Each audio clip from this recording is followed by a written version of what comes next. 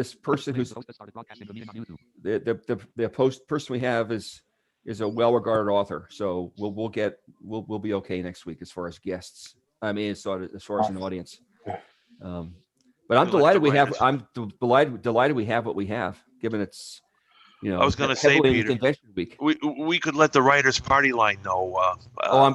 That's on my list of things to do. Yeah, behind our eyes. We should be streaming. Yeah, that's on my list of things. And Leonore, of course. Oh, of course, yeah. Send it out to Leonore as soon as you can, Bob, so she knows, she doesn't freak out. We have another person just joined up. All right, Alex, you still there? Still here. Yep. Awesome. Perfect. Okay. And we got 2 about minutes. 2 minutes. 2 minutes according to my clock. All right, I'm going to shut off Jaws. Yes. For anyone that just going to do a quick recap from muting and unmuting, and then I'm not dying to say I need to, but *6 on telephone, Alt A on PC, Command Option A on Mac, and then lower left on smartphones, and that's all we need for right now. Yep. Hey Ray, are you facilitating any ACB events? Yes, actually. Are you? There's a few of them. Okay, good for you. It's, I did, there's two different types of helping with hosting, and today I was kind of like the backup, and that was interesting in itself, Maybe you and I will come across each other on various things. I'm facilitating 3 or 4 different events, so I didn't see you there, unfortunately, on my schedule, but I'm excited to see you as part of a facilitator. Yeah, we are ready. All right, let's do this. We are ready. Everybody should be muted except for Ray, Peter, Alex, and me. Okay, here we go. 5, 4, 3, 2, 1. Hello, everyone. Welcome once again to In Perspective. My name is Bob Branco. Glad to be with you today. This is episode number 214. With me, as always, my friend and colleague, Peter Altschul. Peter, how you doing today? We had 2 inches of rain here last night in Missouri, and now it's muggy and relatively tolerable weather for Missouri. So we're reasonably happy here. Well, I wish the rains would come to California. 95% of the state is in serious drought. That's almost pathetic. Well, it's the whole West Coast. It's not good. No, it isn't. Oregon and Washington are in the same place. So. On a more positive note, let me thank those people who make it possible for In Perspective to exist. We start out with Raymond Gay, our producer, our media outlets for airing the program, Thomas Dolly for posting our programs up on Rosie's Place, greeting door number 15, and also Jacqueline Sylvia from JS Web Solutions, who kindly and generously archives In Perspective on my website. All you have to do to hear it is go to www.brancoevents.com, arrow down until you get to In Perspective podcasts. Click on those, and you will see all of our archived programs from latest to earliest. Merci, Jackie, and thank you, Ray, and the rest of the gang for making us look good. The city of Boston is about to have a city council race. It is the year to elect city councilors or to re-elect old ones.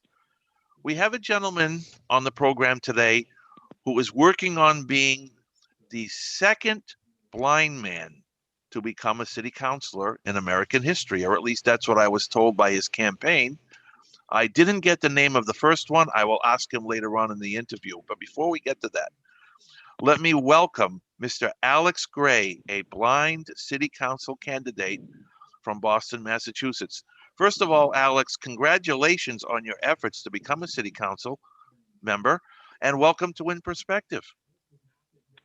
Well, thank you to both of you for having me. It's really a pleasure, and I'm excited to dive into this conversation.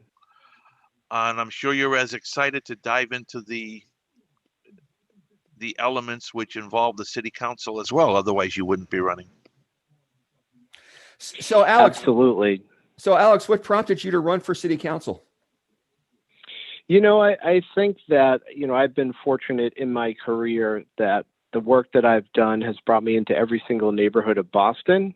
I started after I graduated from Boston College working on issues of housing and homelessness. I went to Suffolk Law School, had the chance to work for former Governor Deval Patrick on issues of transportation and public safety, and was so fortunate to work for him when he launched our really most recent commuter rail line in 3 of the neighborhoods here in Boston. And then, for the past 7 years, I've worked for Mayor Marty Walsh, who is obviously now our Secretary of Labor. And so, I've worked in every single neighborhood. So I knew from a work perspective and a policy perspective, I had a lot to offer.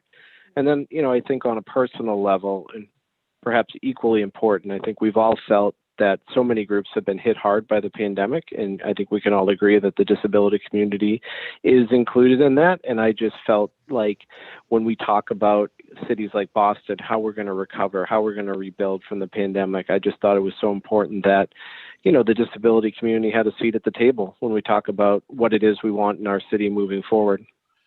Alex, you mentioned, well, I shouldn't say your campaign representative mentioned when he first introduced himself to me that there is was another blind city council person in history. Do you know who that happens to be? Because I don't.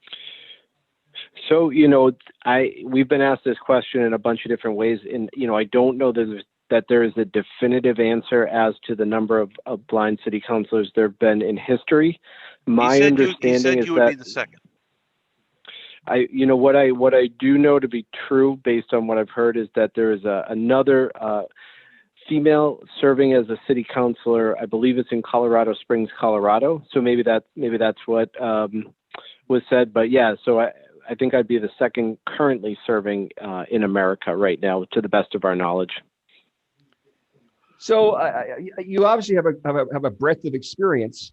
But I would imagine if you wanted to, you could parlay that experience and work at a think tank or work as a community organizer or work in some other capacity. What prompts you to actually be a city council person?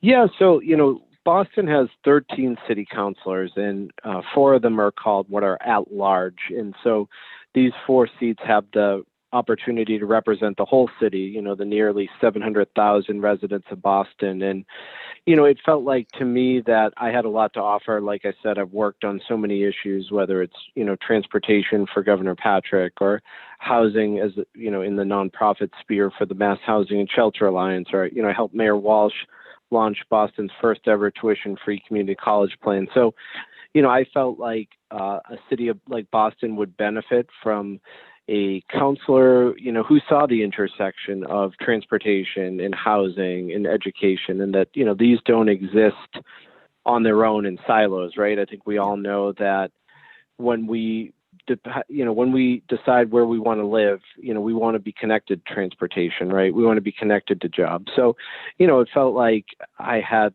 again, something to add there. And then, like I said, I saw during the pandemic so often that, people were forced to make really hard decisions with limited resources and often forced to make decisions very quickly. And, I think that for me, it felt like a lot of other groups that needed attention and deserved attention had folks in leadership, and, attention was being given, and, the disability community was sometimes being left behind. So, it just felt like to me that now was the time.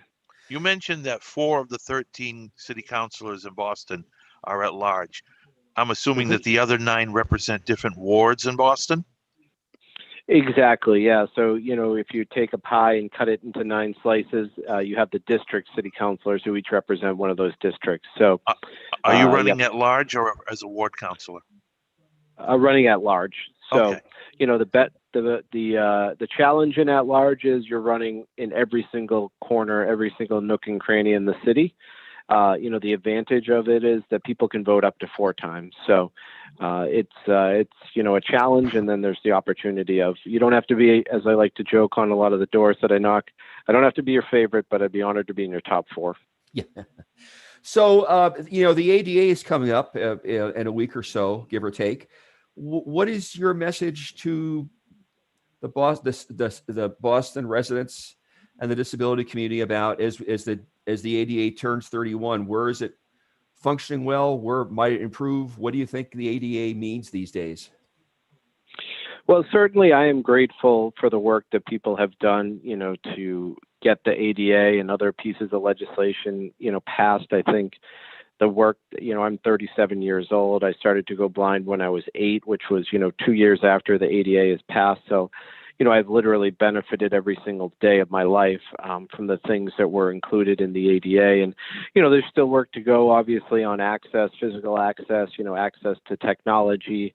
But, for me, I think we can't just stop at access when we talk about, whether it's textbooks or, physical accessibility to ramps. We really need to push the envelope to that next level, right? And we need to talk about employment. As we know, the numbers for people with disabilities in terms of unemployment are far too high.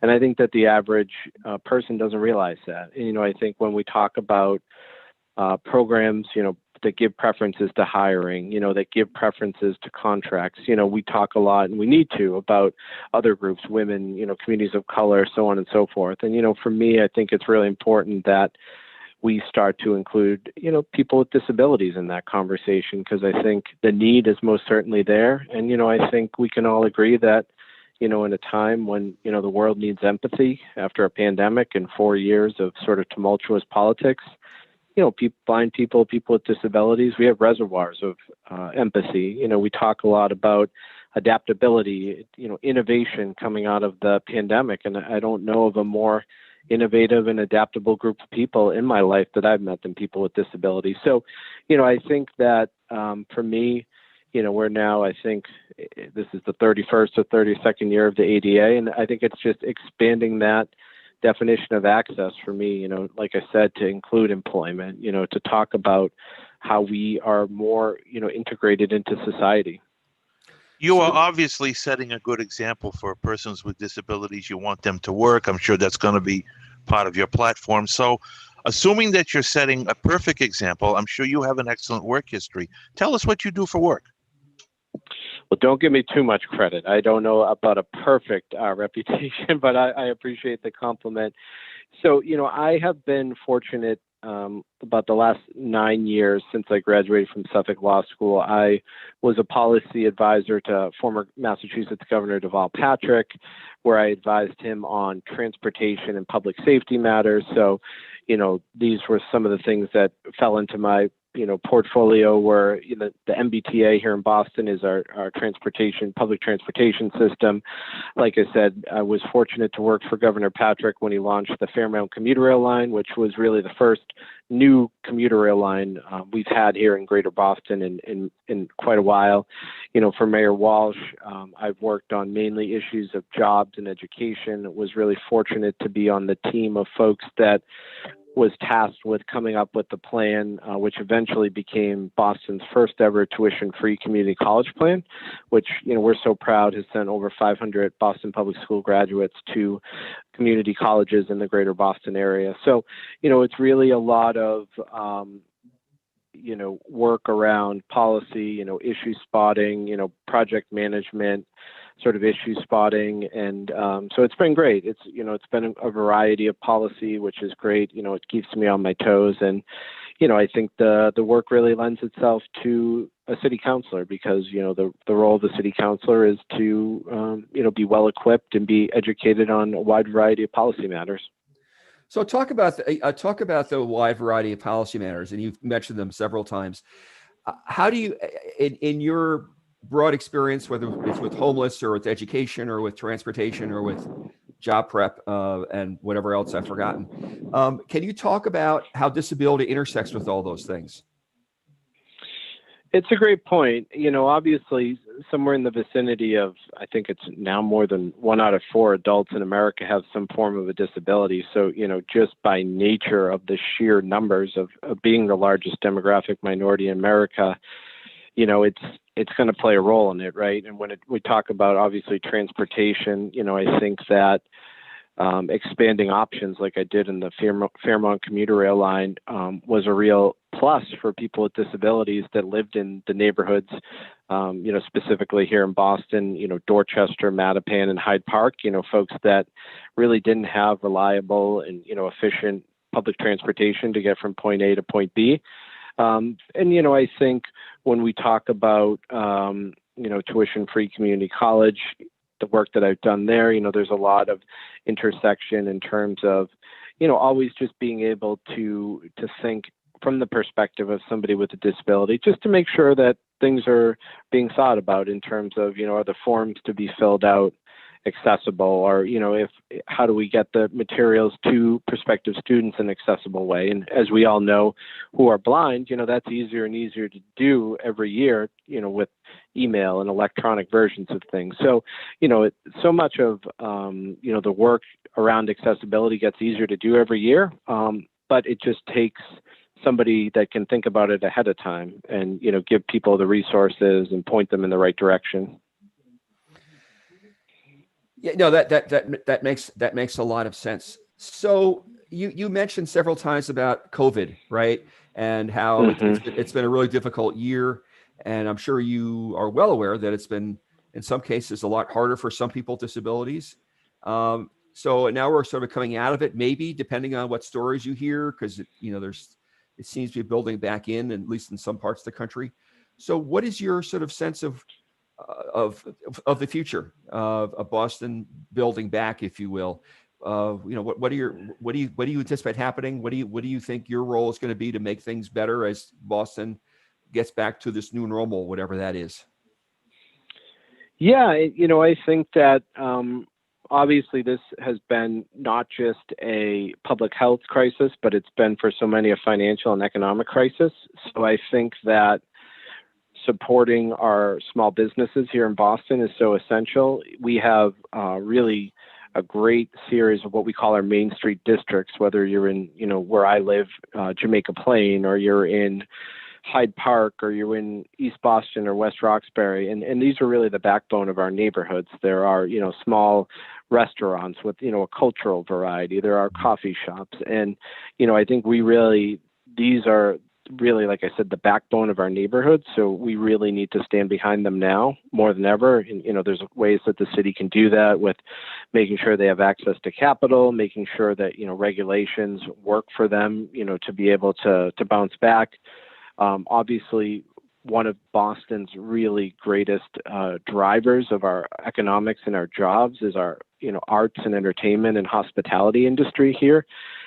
So many people come to visit Boston, whether it's Fenway Park or Faneuil Hall, or to get into the neighborhoods. And we're really a big driver of conventions. And, that has been on pause for the last, 15, 16 months, largely. A lot of ticket sales or hotel stays or restaurant, meals that weren't purchased, and they're not going to be replaced. And some of those, businesses are gone and they're not coming back. So we certainly have to work really hard, I believe, to help the businesses that want to stay and remain open. And then we have to really work hard with, the people that worked at the businesses or the theaters or the restaurants that aren't going to reopen, to help them, whether it's to stay in this field or to give them the training and the job skills they need, maybe to go over into healthcare or go into coding, because I think that our tourism and our hospitality is really a gateway profession for so many, our immigrant population, people with disabilities,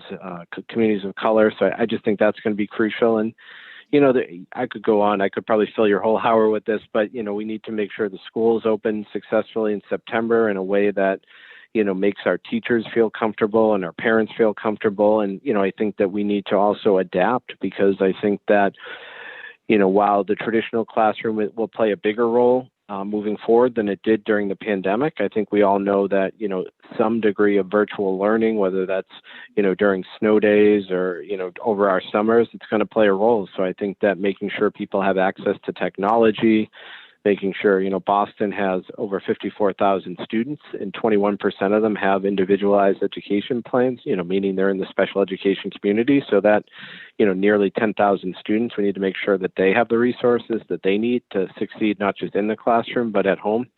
So those are certainly three areas, guys. I'd be happy to keep going, but I want to be respectful of your time. So help me with something. I mean, obviously these are really important things. You've talked in very general terms. What specifically is your role in all of this? If you were to get elected, what is your function in all of this? How do you, as an individual council person, work to improve things? Yeah, so I mean, the role of a Boston city councilor, and I'm sure this is true of city councils around the country, is sort of two-part, right? The first is to deliver the best constituent services that you possibly can. So, we city councilors here in Boston, we are the closest link that people have to government. So whether that is trying to understand the schools and where their students, their children might attend in the fall, or whether that's simple things like your trash wasn't collected today, or there's a pothole at the end of your block. Answering those questions is a really big part of it. Helping people navigate the system. We have great programs in our city, like the tuition-free community college plan, but making sure that when you were talking to residents that they know about it. So that's one thing. The constituent services, which I'm a big believer in. I believe that you may not always think when you're talking on the phone with someone that it's an important matter, but what I've come to realize in working in government and constituent services, if somebody takes the time to pick up the phone and call you, I'm about 99% sure it's the most important thing to that person on that day. So, making sure that you're respectful and helping them answer questions and pointing them to resources, that's one part. And then, the second part is more of a policy making part. The city council currently has the authority to accept or reject the mayor's budget.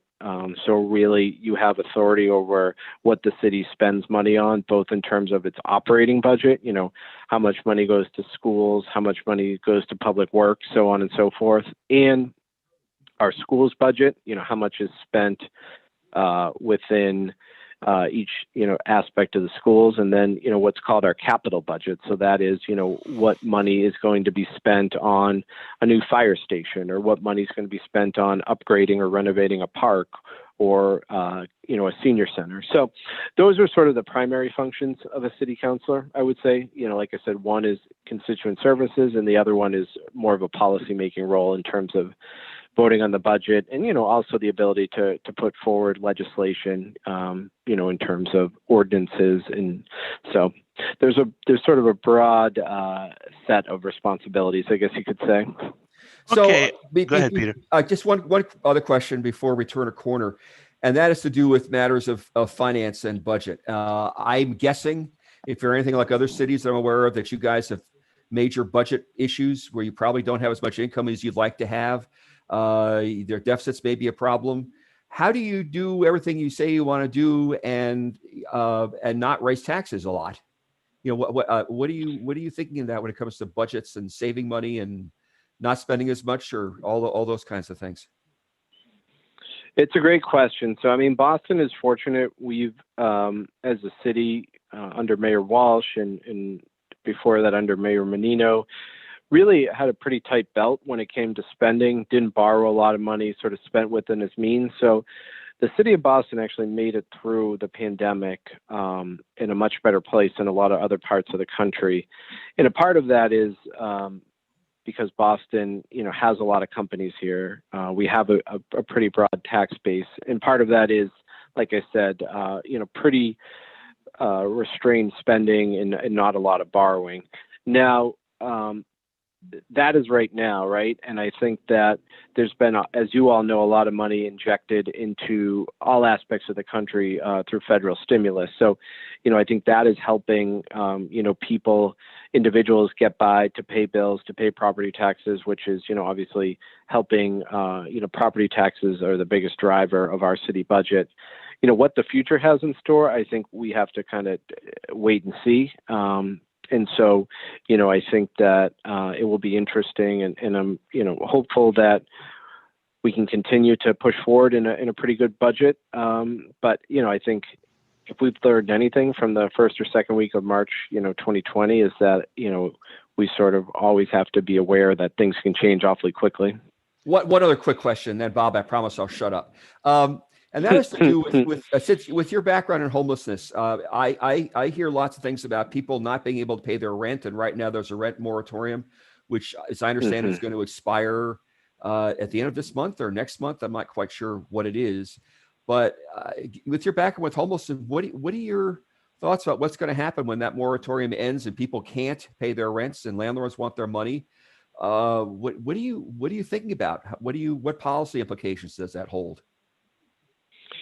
It's a big concern. There's no doubt about it. I think the city, in the last weeks of Mayor Walsh's time before he transitioned to DC, and under our current mayor Janey, has invested a lot of money into rental relief to help renters sort of bridge that gap when they don't have the money that they need to cover their rent. So I think that's one part of it. I think the city needs to do its part in terms of providing some resources to folks, whether it's a few $100s or a few $1,000s to bridge that gap. And I think the second thing is right to counsel. I think that the eviction process is a very confusing one. I went to law school and I still find it a little bit complicated. Here in Massachusetts, only a judge can evict you. It's not a landlord. So I think that the one resource that we can obviously provide to our renters is right to counsel. And there is, some money in the city that goes towards that, because I just think the worst thing that can happen is that a few $100s to afford a lawyer is not available by a renter, and they have to leave their property because they don't know their rights, or a lawyer could maybe negotiate a slightly smaller rent over a longer period of time. There's things that can be done, but when folks don't know their rights or they don't have a lawyer, oftentimes they're not taken advantage of. And don't forget the landlords. I know it's easy to to make fun of landlords, but they have their challenges too. Of course, they're stuck in some ways in the similar situation as the renters. It's a great point, and we've got a lot of good landlords in Boston, that are helping out, whether that's in our efforts to move people away from our shelter system in terms of homelessness and into more permanent housing, or just making it easier for families. So certainly landlords have to be at the table as well, because they are an important part of the conversation. All right, Alex. Bob. Okay. I'm going to turn the corner, Alex. Now, I've had discussions with numerous people, most of whom blind or in the field of blindness, about a municipal issue that probably comes up in many, many cities throughout the country. So I'm going to appeal to the national audience a little bit more too, because what I'm about to ask you affects every blind person in this country. And I'm sure that you're thinking about this issue as you run for council, and this will probably come up occasionally. Audible traffic signals. That seems to be a very polarizing issue throughout the country, at least as far as I know. I've had meetings about it. Some municipal officials are more proactive in this area than others. I was wondering what's going on in Boston with that. What do you intend to do about anything negative moving forward to make the pedestrians more comfortable crossing streets? Yeah, it's a great question. And, I think there are certainly some parts of Boston where it works well, and it's a big positive impact on people's lives. And, there are some areas where we need to work on it. So I think, I live very close to an MBTA subway station, and we got the audio signals in, and it was a massive, change for me. I was able to cross a very busy street without issue. And then they did some construction, and it was out of service for a number of months. And, I could just personally see the difference, between my confidence and my comfort crossing, like I said, a pretty busy street in my neighborhood of Jamaica Plain. So, I think what the advantage of having somebody with a disability in office is that, I personally know that this is something that really can make a massive difference on the day-to-day reality of someone's independence, their confidence, their safety. So, I think it would be to the, any city's Boston, any city's benefit, including Boston, to have that background of somebody with a disability, because I think, while others, I'm sure, are supportive of it and interested in, they've got so much on their plate, and it's easy for things to fall off. Alex, just make sure that if any new signals are installed, make sure they're not chirping birds. Yeah, those things are really annoying. Well, it's not that, Peter. I went to my class reunion back in 2017, and we crossed Watertown Square. And of course, Watertown Square has a number of audible signals because it's near Perkins School for the Blind. they have chirping birds. The problem with chirping birds is they sound like real chirping birds. And I discovered that Yeah. that day. And I'm like, isn't this dangerous? The chirping birds are Mm. chirping overhead. And somebody, maybe not many of us, but some people may be confused. They don't know whether that's the mechanical chirping bird or the real chirping bird. I hope they do away with the mechanical chirping bird. They are annoying. And you're right, Bob. So, Alex, I would like to turn a corner, sort of talk about your experiences managing everything you've managed, work-wise and home-wise too, as a blind person. So, talk about the accommodations you had doing the work you've done, and the challenges you've experienced, and how you've overcome them. Yeah, thank you for that. I think I was always fortunate, going through the public schools. I had a very strong vision teacher and a teacher aide that always pushed me, to do things independently. And, I benefited from that. I'll be honest, I probably was stubborn as a teenager and wasn't always the most patient or, understanding person. But, I think it benefited. I use a white cane to get around. I use JAWS software on my computer. I have a phone, an iPhone with voiceover that I use. And, there are other things I use from time to time. I still have a Braille writer that I like to use, to label things. I'm on our literature, on our palm cards during the campaign. I'm putting a little bit of Braille on every single one. So, I think it's important just for people to see that and know that, it's an important part of the blindness community. So, but yeah, I think that like a lot of us, I think that, the things that you have to do on a daily basis very regularly, you usually come up with a system to make it work as independently as possible.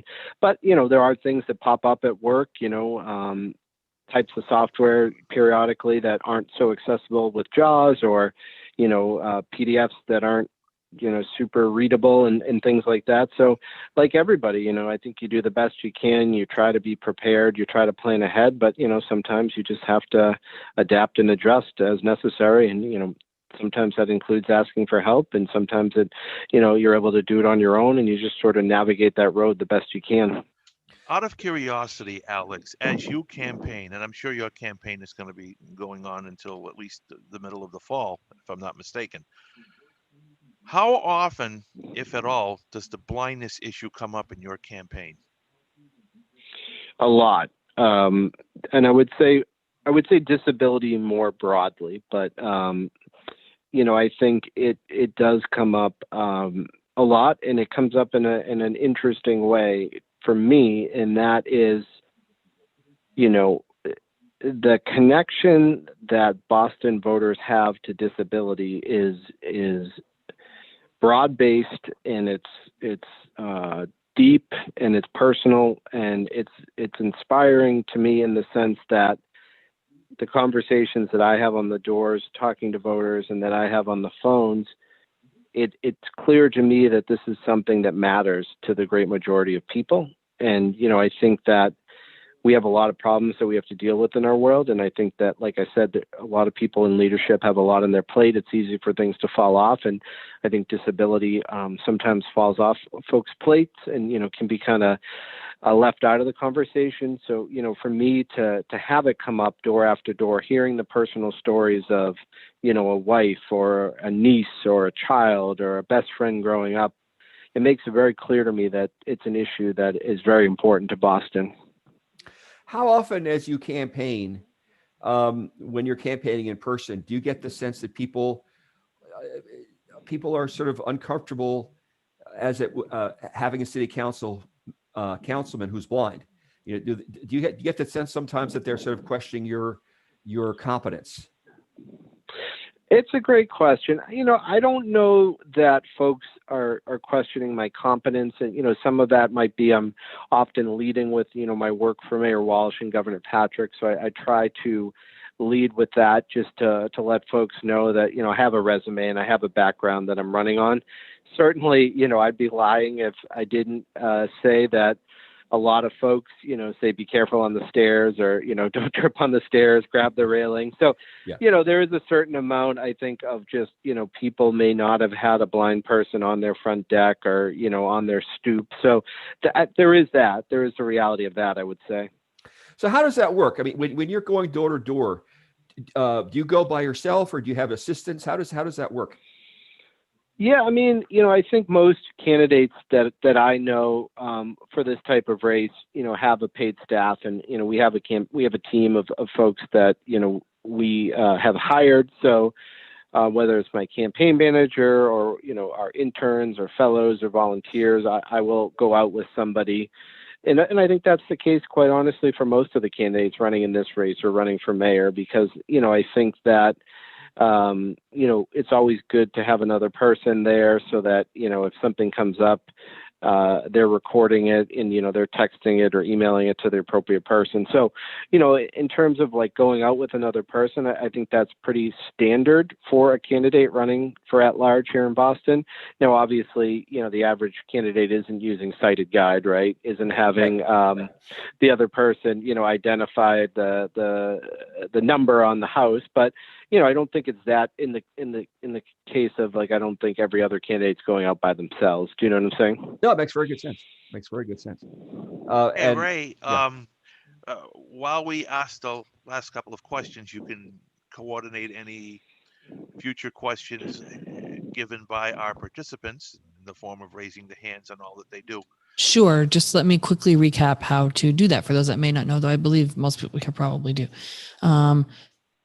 To raise your hand on PC, it's Alt Y, Option Y on Mac, on iPhones or other phones, I believe it's under the More menu, and then for muting, and star 9 on telephones, and on the for muting, it's Alt A on PC, Command Option A on Mac, lower left on smartphones, and star 6 on telephones. And the raising of the hands.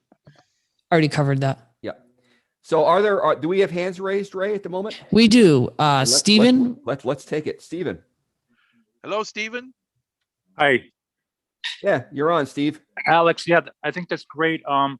You were just making me think when you mentioned your experience. Like, I do ADA compliance testing for the MBTA, and your command of knowing the law, like you were talking about evictions, and talking about evictions in the state laws, and so everything is kind of interlinked. And I don't know about Boston, but in Attleboro, some intersections are governed by the state. And my question would be, how accessible is the City of Boston website? And I assume you have a website, and I would assume it's accessible.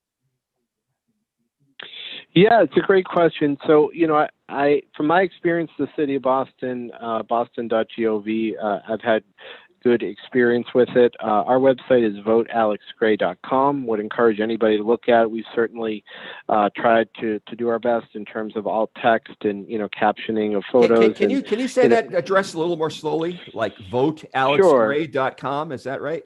Yep. It's votealexgray.com. Awesome. So, if folks have things on there that they're having trouble with, I use JAWS, and I've been able, to navigate it. Like I said, we've, tried to put all text up and captions and things of that nature. But, if we miss something, certainly reach out and let us know, and we'll do our best to make it better.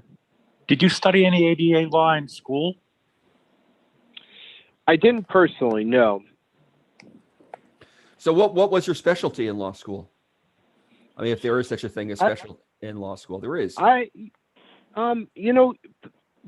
are some tracks that folks will go on. It's not, like undergrad where you're an English major Right. or a, biology major. I took classes probably primarily in the realm of, I'd say, public policy and legislation. Took some classes in that world, municipal law, policy, legislation. So I guess in the government and kind of legislative realm. Sure. Okay. Ray, any other raised hands? We do. We have phone number ending in Thank you, Steve, by the way. 868. 868. You are 868. next. 868. phone number ending in 868. I think that's Marcy. Marcy, I think that's you. Marcy, are you with us? Maybe. Is this my friend Marcy that I've run into on the Yeah, doors? I'm Yeah, it's she is. 28. There I am. Hi. It's Hi, Marcy. 2868 though. Okay, whatever. Sorry about that, Marcy. Okay. That's okay.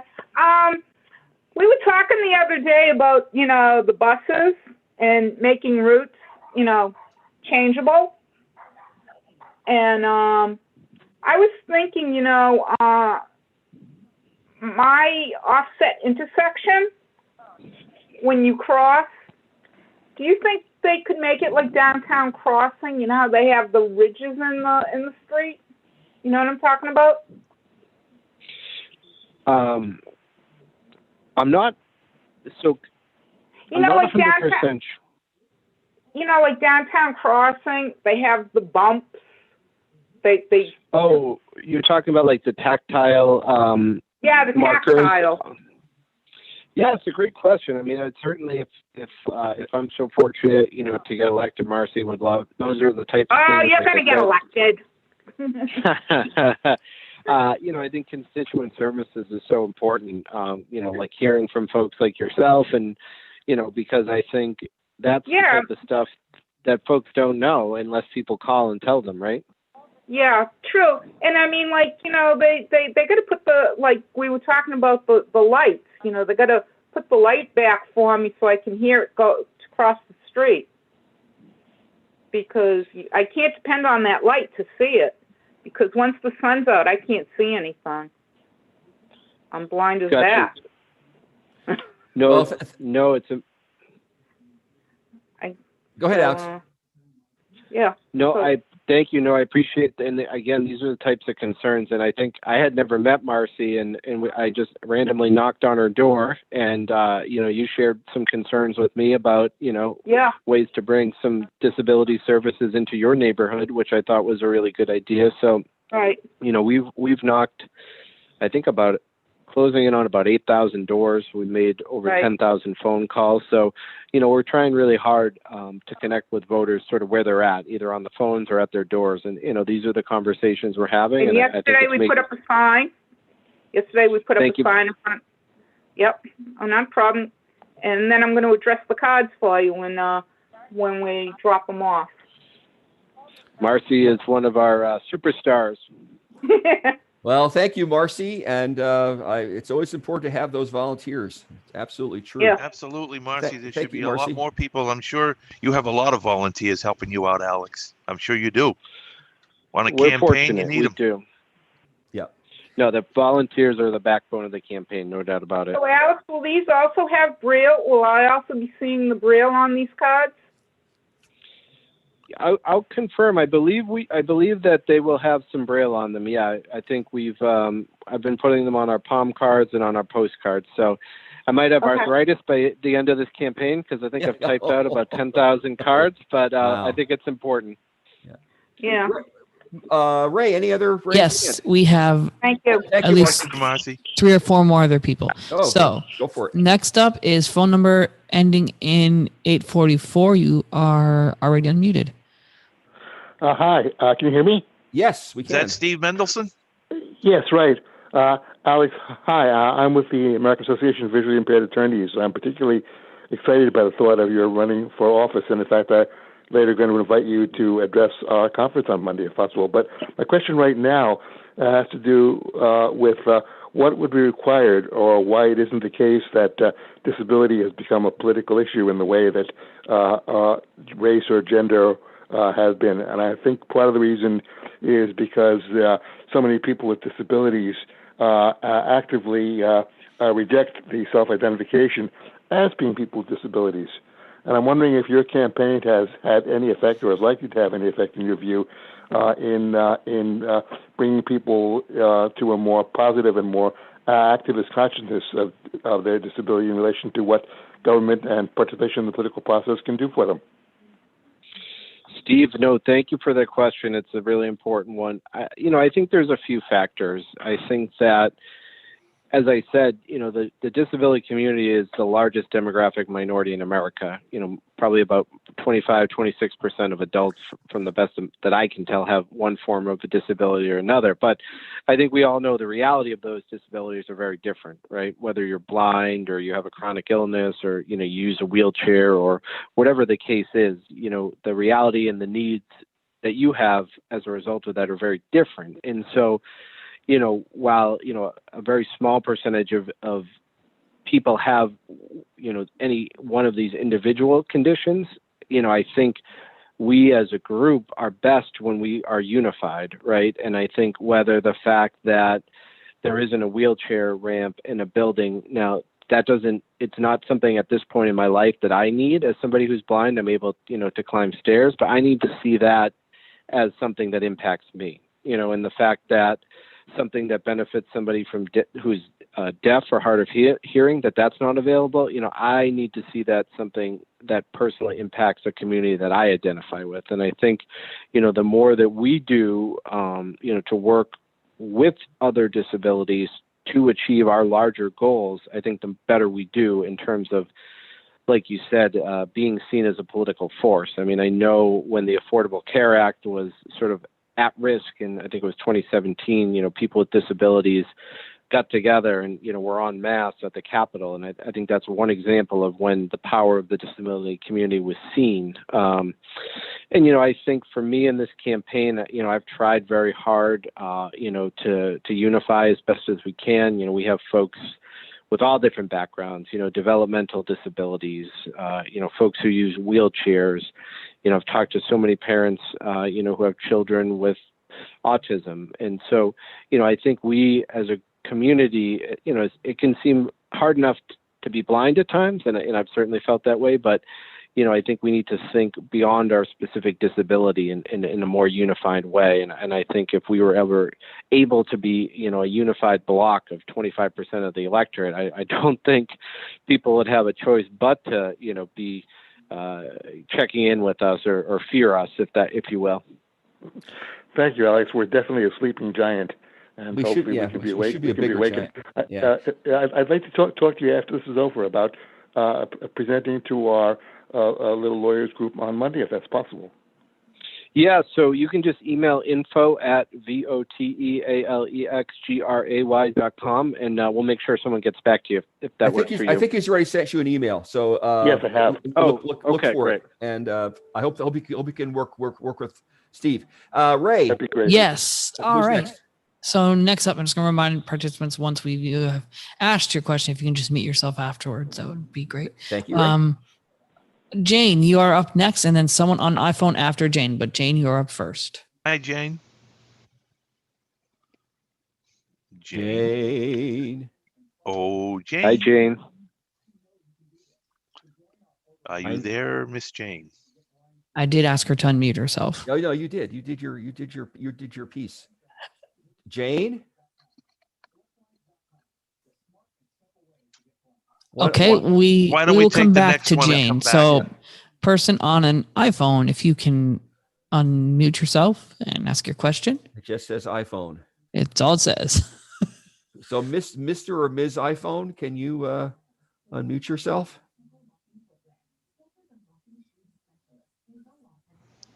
Hello. Hello.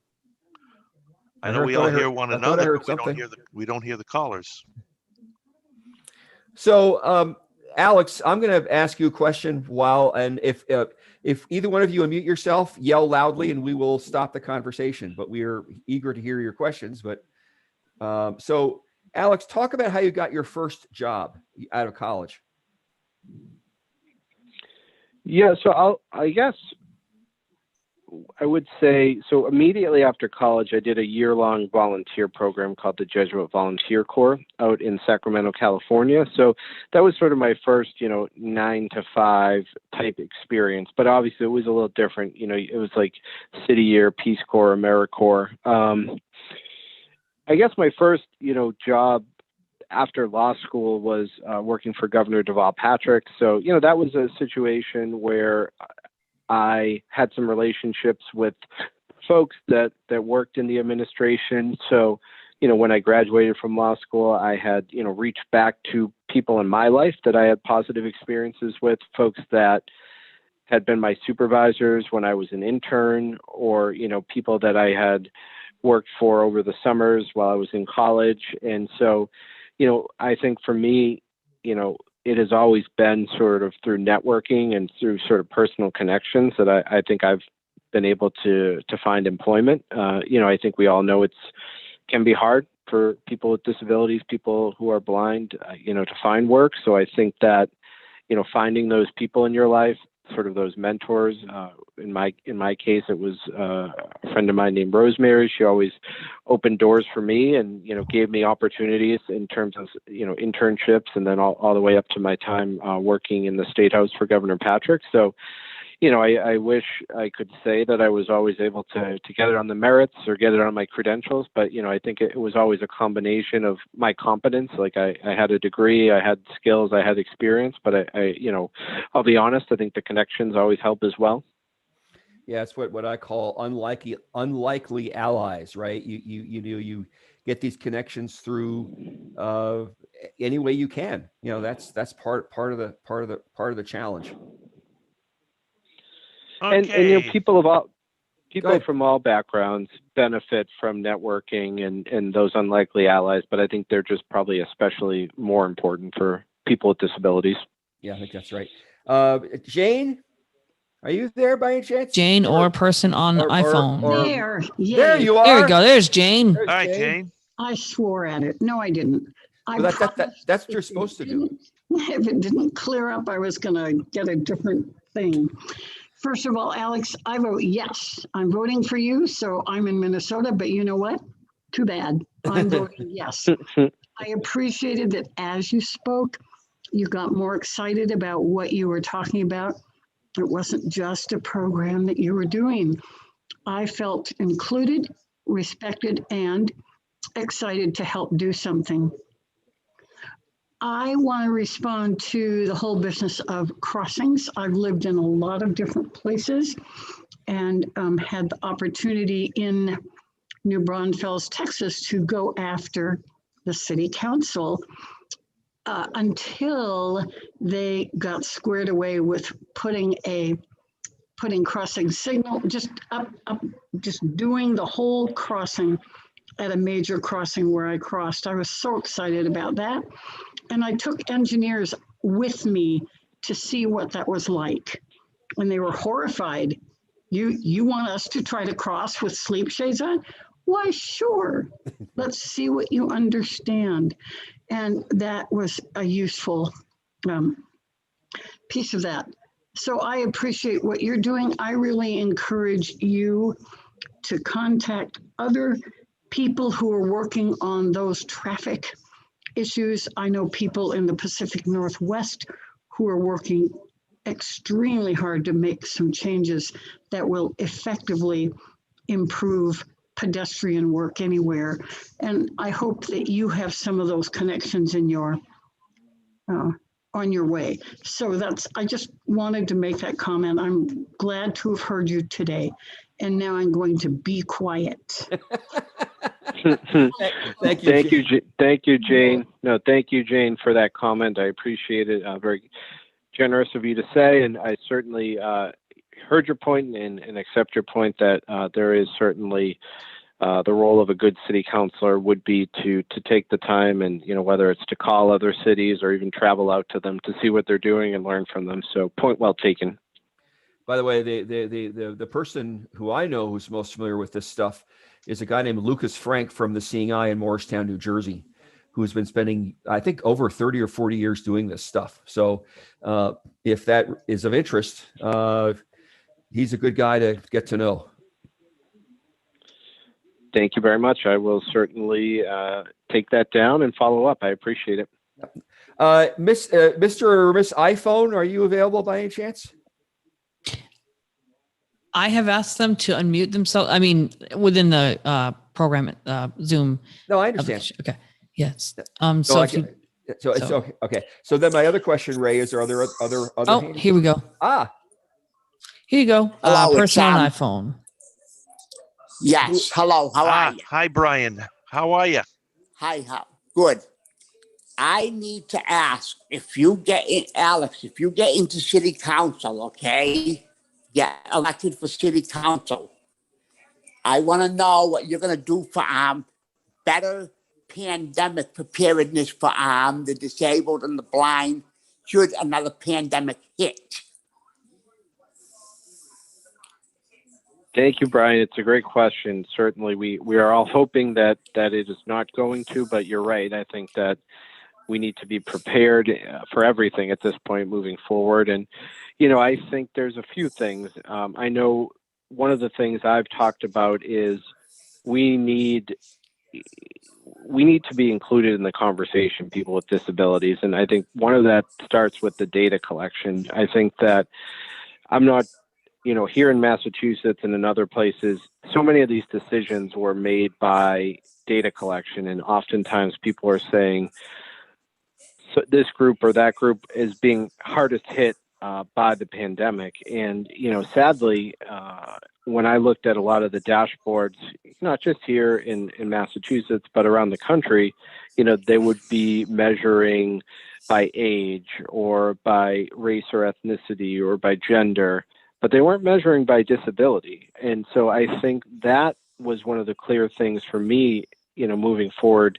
We need to be included in the conversation in data collection, because when folks finally, smaller groups, nonprofits, universities did sort of their standalone research, we found that, folks with Down syndrome were sadly, dying at a rate higher than any other single category other than old age in terms of the pandemic. So, I think that's one thing right off the bat. The disability community needs to be measured and we need to be included.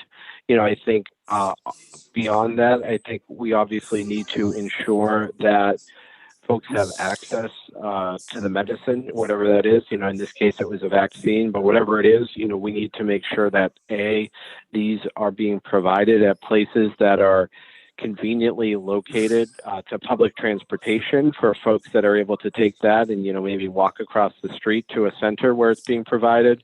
We need to make sure that these are at sites that are, wheelchair accessible to our folks with mobility impairments. And, I think we also need to make sure that the professionals that are administrating the public health services are able to communicate. I know there's a huge concern in the public health world around lack of access to sign language and closed captioning for the deaf and hard of hearing community. I think we need some cultural competency around how to work with folks who are blind and visually impaired in terms of making sure that folks have access to information, electronically or in Braille, or, if not, that somebody's able to read it to them so that folks, can make the best decisions that they need to make for their life. So those are a few things. Certainly we could fill an hour talking about what we've learned in the pandemic and what we might do in the future, but those are a few things. So, Alex, I have a question about all this. Before you get to that, Peter, we do have 2 or 3 minutes left in the yeah. program. I just want to point out, though, for everybody's information, talking about this topic, here in my city, New Bedford, Massachusetts, Alex, which is about 55 miles south of you, our own Department of Public Health has a home vaccine program where the vaccine comes to you. So I'm wondering if other cities and towns do the same thing. It's a great question, and I know that here in Massachusetts, that was something that did eventually become the case, and I think that's great. And obviously, we went from having a lack of a vaccine to a vaccine surplus. So I think now, certainly we're hearing more about bringing the vaccine to people, and I think that obviously is a really important thing, and a good suggestion to use as a best practice, in the unfortunate circumstance that we go through something like this again. So, Alex, the question I wanted to ask you has to do with, your suggestions, of course, are good ones, making sure that people are culturally aware and all that stuff. But my concern is, you go in an emergency situation, 30 seconds, where there isn't time to do all those things. How do you get the medical professionals to be more sensitive in a crisis mode? I think it just starts with probably their education. I think making sure that when we talk about cultural competencies around whether it's a racial or ethnicity group, that we're talking about people with disabilities in that conversation, at medical schools, at nursing schools. And then, I think probably just continuing that work in the trainings that, hospitals or community health centers do when they train their staff. So again, I think it's really just about raising that issue of people with disabilities, being a part of the conversation. And that's really, one of the motivating factors for this whole campaign. Well, we Thank thank you. you very much. We are out of time, unfortunately. Alex, good luck with your campaign. You have a lot of great ideas. I think all of us here agree with what you want to do. And if you ever need any assistance, just let me know. I'd be glad to provide any assistance to you that you would want in the future. Thank you for appearing on In Perspective. Thank you for taking the time, and thank you to our participants as well. Next week on In Perspective, we have a highly touted author coming on. Elizabeth Sammons is coming on our show to talk about her latest book. Should be very exciting. Peter, thank you, and thank you, Ray, for another quality program. And I would like to encourage everyone to go safe with God's abundant blessings. And have a great day, everybody. See you next week. Thanks, Alex.